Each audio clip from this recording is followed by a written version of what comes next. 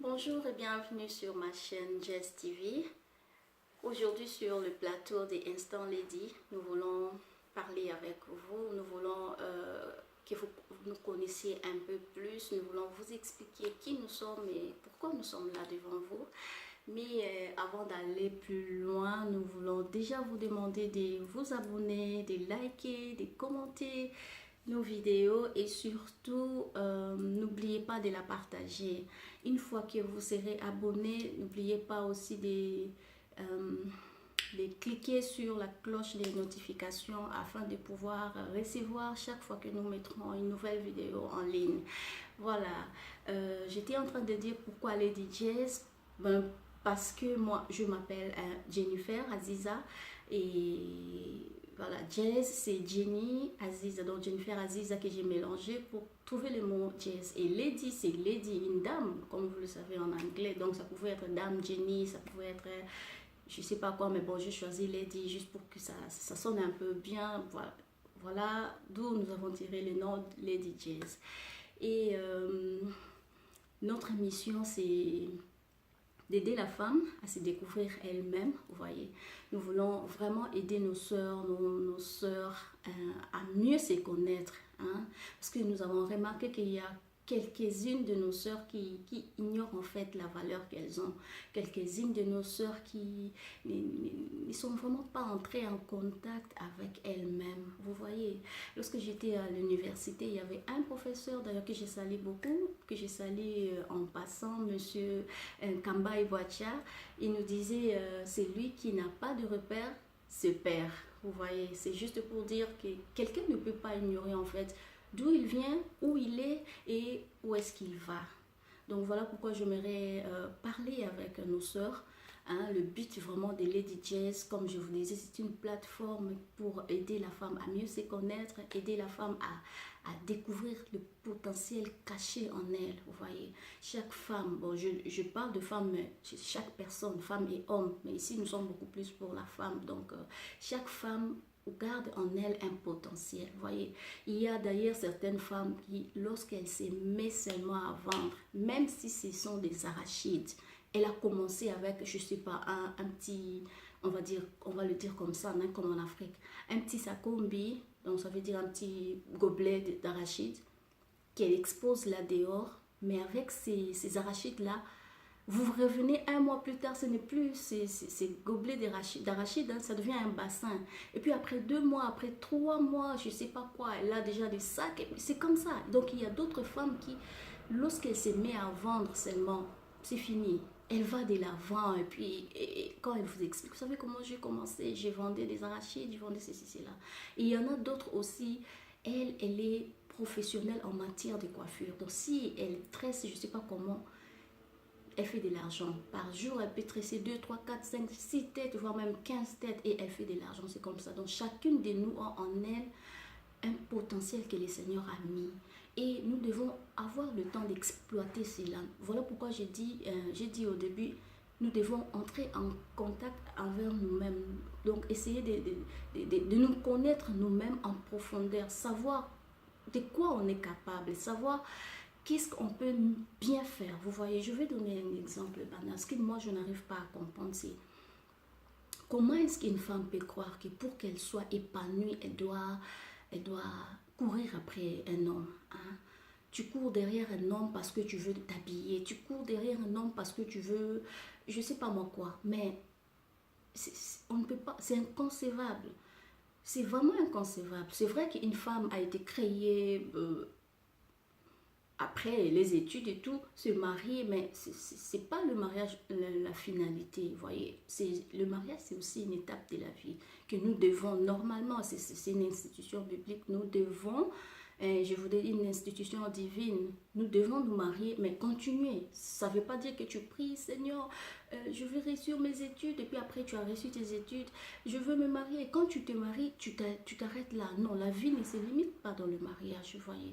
La vie continue. Le mariage, c'est juste une étape de la vie. Et nous nous marions et nous continuons, vous voyez. Donc, moi, je m'aimerais vraiment réveiller une sœur. Je m'aimerais réveiller quelqu'un qui pense vraiment que lorsqu'elle se marie, tout est fini. Ou qui pense pour qu'elle ait du bonheur, pour qu'elle soit épanouie, elle doit avoir un homme à ses côtés. Eh bien non, c'est archi faux. D'ailleurs, ça fait honneur lorsque, bon, je parle d'une femme mariée, hein, lorsque vous êtes marié ou vous êtes fiancé, mais vous aidez votre mari, votre conjoint, votre fiancé, vous voyez, de temps à temps, ça fait aussi du bien, ça fait un poids, parce qu'on dit, la Bible dit que la femme, elle est l'aide semblable de l'homme, n'est-ce pas?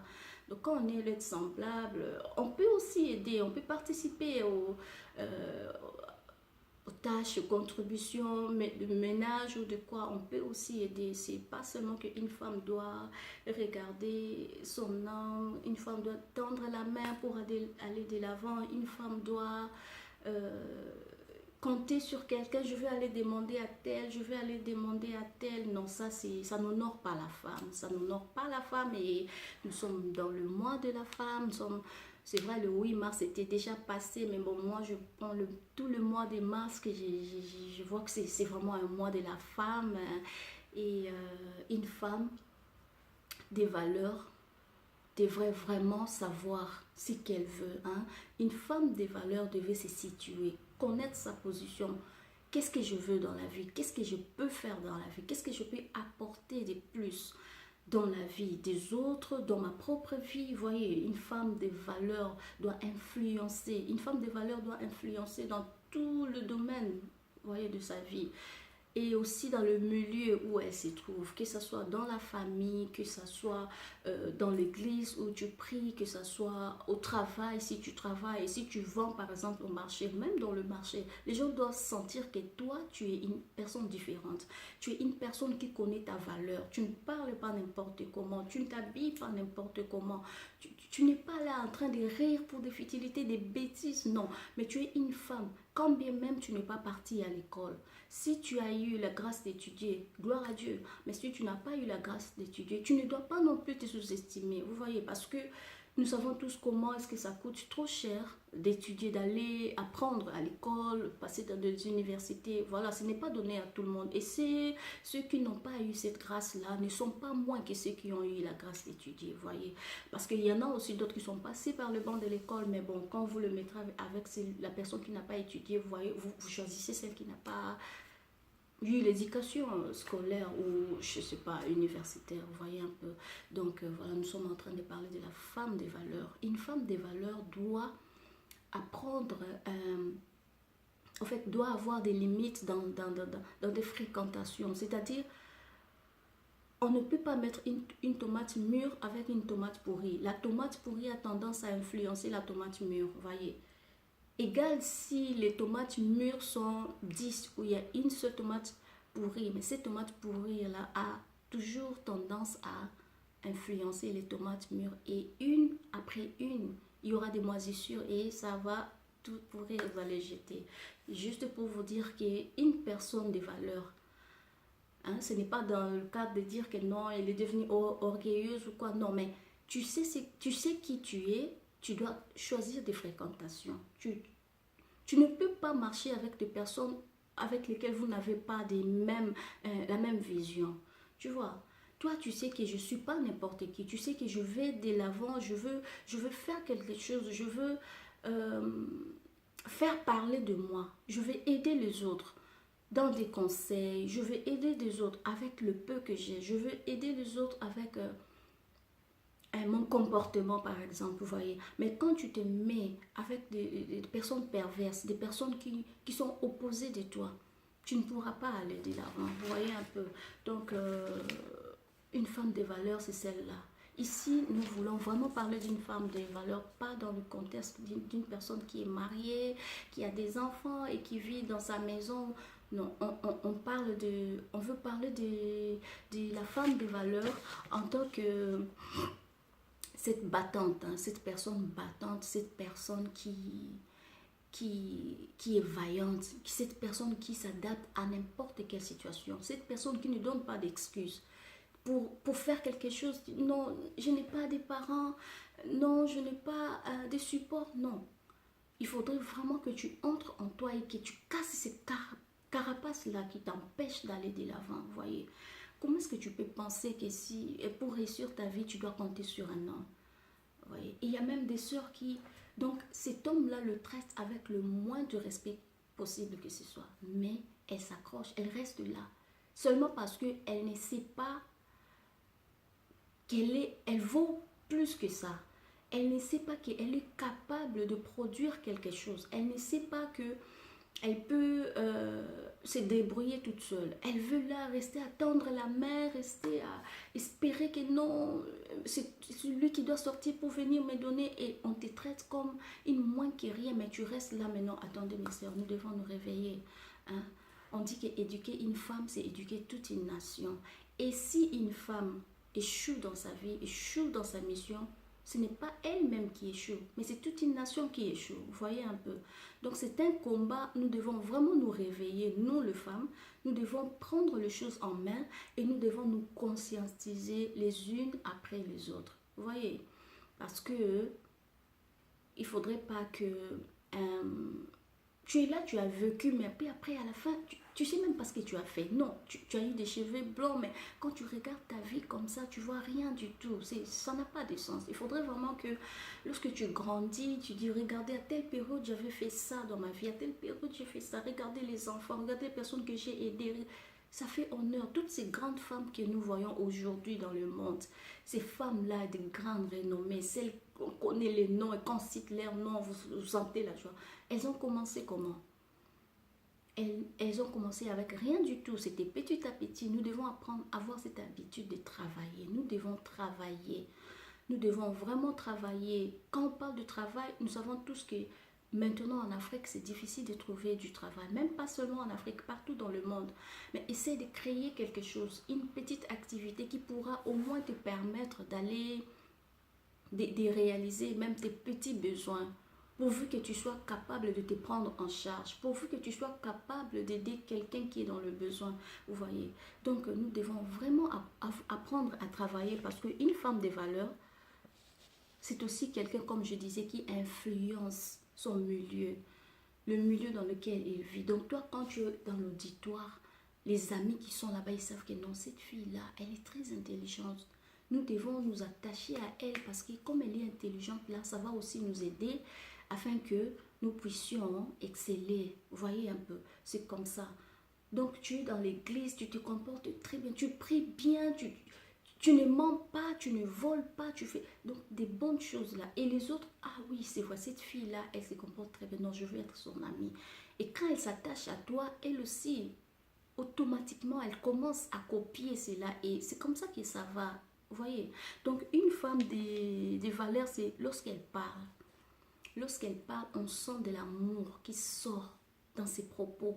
Hein? Lorsqu'elle parle, c'est pour construire, c'est pour réparer, c'est pour redresser. Quand vous êtes entre amis, il se passe quelque chose.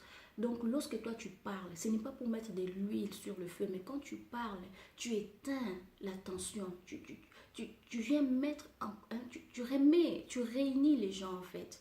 Vous voyez, c'est une femme de valeur. Donc, tu as en toi quelque chose, tu as une bonne semence en toi. Donc là où tu es, les gens doivent sentir que tu es là. Tu apportes quelque chose de positif. Tu apportes quelque chose, un plus. Donc quelque chose qui attire les autres. Tu n'es pas là quand tu ouvres la bouche. Mais non, c'est une kamikaze ou quoi. Tu exploses. Ça veut dire que les gens ne peuvent pas rester. Donc lorsque toi tu parles, tout est abîmé. Non. Une femme des valeurs n'est pas ça. Une femme des valeurs, c'est le contraire. Vous voyez, c'est vraiment... Lorsque tu ouvres la bouche, lorsque tu parles, on sent de l'amour, on sent de la sagesse, on sent vraiment que oui, tu as parlé pour dire quelque chose. Ce n'est pas pour tu parles et voilà. Tu embrouilles les gens, non. Donc nous devons vraiment, vraiment, vraiment nous comporter très, très bien. Vous savez, comme je l'ai dit, non, éduquer une femme, c'est éduquer une nation. Donc nous avons un grand défi à relever, chères femmes. Moi et vous, nous avons un grand défi à relever. Nous devons vraiment réparer dans nos comportements, là où il y a des petites légèretés, là où il y a de la jalousie. Pourquoi ces jalousies? Nous sommes venus dans ce monde chacun à son jour. Vous voyez, même les Gémeaux, ceux qui ont partagé le même placenta, ils ne naissent pas comme ça à 12h15, 12h15, non. L'autre est né à 12h15, l'autre à 12h16. Voyez, l'autre peut naître à 12h, 1 minute, l'autre est né à 12h, 1 minute avec, je ne sais pas, 10 secondes en retard, voyez. Donc, ça veut dire que chacun est venu au monde dans son jour avec son heure. Ça veut dire que lorsque le Seigneur bénit quelqu'un, tu ne dois pas avoir les dents, hein, ça ne doit pas te faire du mal. Pourquoi tu as mal? Ton temps arrive, ton temps viendra. Quand ta soeur est bénie, sois contente. Quand ton frère est béni, sois content. Il ne faut pas jalouser les autres. Pourquoi jalouser? Pourquoi se comporter en concurrence, entrer en compétition? Tu es venu chercher du travail dans une entreprise. On te donne ce travail, on te l'accorde. Et tu commences à travailler direct. Comme cette fille s'habille bien, tu veux t'habiller comme elle. Et le peu de salaire que tu reçois, au lieu de réaliser tes projets, au lieu d'aider ta famille, au lieu d'aider ta maman qui est malade, au lieu d'aider à l'église, les orphelins ou je ne sais pas moi, toi, tu entres en compétition avec cette personne, tu commences à t'habiller comme cette personne et du coup, tu n'arrives même pas à réunir les deux bouts de moi. Pourquoi? Parce que les deux bouts de moi, pourquoi? Parce que tu es occupé dans la compétition que tu t'es donnée. Je ne sais même pas si c'est pour quel match. Mais c'est réfléchissons avec la tête. Cherchons à bâtir quelque chose. Cherchons à faire quelque chose de mieux qui pourront nous aider plus tard. Il y a des enfants, nous sommes parents, nous sommes... C'est pas seulement pour nous-mêmes, c'est pas seulement pour nous-mêmes, c'est pour tous ceux qui sont à côté de nous. Maintenant, moi, je sais que lorsque Dieu me bénit, moi, ce n'est pas seulement pour moi. Si le Seigneur me bénit, par exemple, avec 1 $, si j'enlève quelques centimes pour donner à quelqu'un, je suis contente et je le fais avec joie parce que je vais voir l'autre rire, je veux voir l'autre s'épanouir.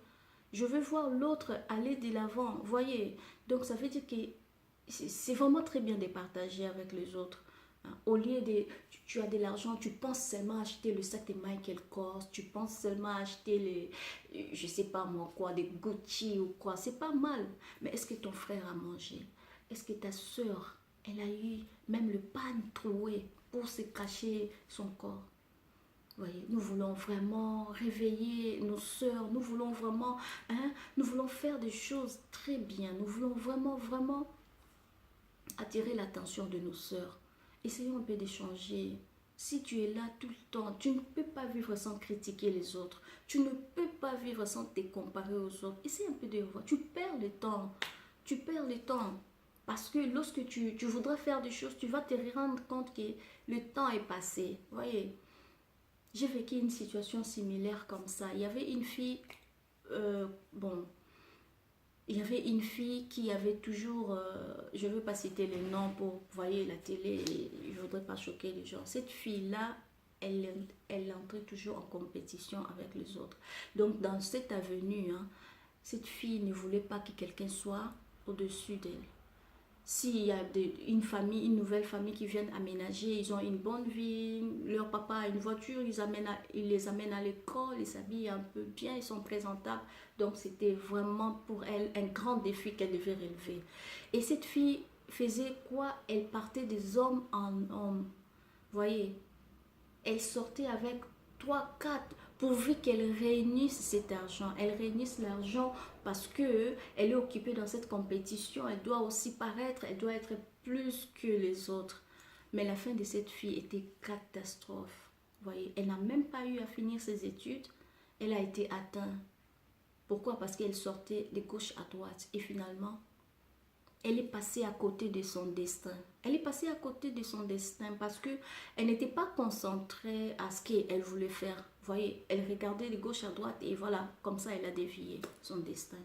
Mes chères sœurs, prenons conscience du danger qu'il y a lorsque nous vivons notre vie sur brillant. Prenons conscience du danger qu'il y a lorsque nous marchons sur les traces des autres. Pourquoi ne pas marcher sur tes traces? Il y a des enfants qui ont grandi sans parents, mais ils ont étudié, ils ont fini leurs études, ils sont devenus des grandes personnes dans la vie. Il ne faudrait pas donner des excuses que non, moi je suis tel. Non. Contente-toi d'abord de ce que tu as et essaie de savoir qu'est-ce que tu veux dans ta vie. Voyez, essaie de savoir qu'est-ce que tu veux et concentre-toi. Si tu peux vendre quelque chose, vends. pourvu que tu fasses quelque chose, que tu ne dépendes pas financièrement de quelqu'un, même si ça ne sera pas beaucoup, mais du moins ça pourra te permettre de te faire respecter dans cette société. Donc voilà ce que je voulais dire et j'espère que vous avez eu l'idée de Lady Jess. Comme je vous ai dit, Lady Jess est là et vraiment le but c'est de parler avec vous, de conscientiser nos sœurs et nous voulons vraiment le meilleur pour nous les femmes. Nous voulons changer cette image que les autres ont donnée de nous. Hein. Nous voulons changer cette image, nous voulons vraiment aller de l'avant, nous voulons faire des bonnes choses. Nous voulons vraiment qu'on dise que non, toutes les femmes ne sont pas pareilles, voyez.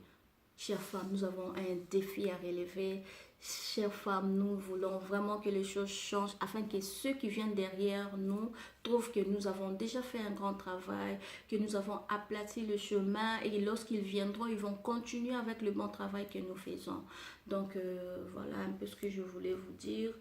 Et dans notre prochaine vidéo, nous allons parler des étapes, comment est-ce que quelqu'un peut construire quelque chose, comment est-ce que tu peux créer quelque chose pour que tu puisses t'en sortir financièrement. Donc, nous allons poster cette vidéo prochainement et je pense que vous serez encore là nombreux à nous suivre. Et pour aujourd'hui, nous allons nous arrêter ici. Merci de nous avoir suivis. Comme je vous ai dit au début, s'il vous plaît, abonnez-vous, commentez, likez la vidéo et partagez-la même, que ça puisse atteindre tout le monde, vous voyez, parce que nous voulons vraiment atteindre le plus grand nombre de personnes possible. Donc là, je vous donne rendez-vous très prochainement et à bientôt. Bye bye.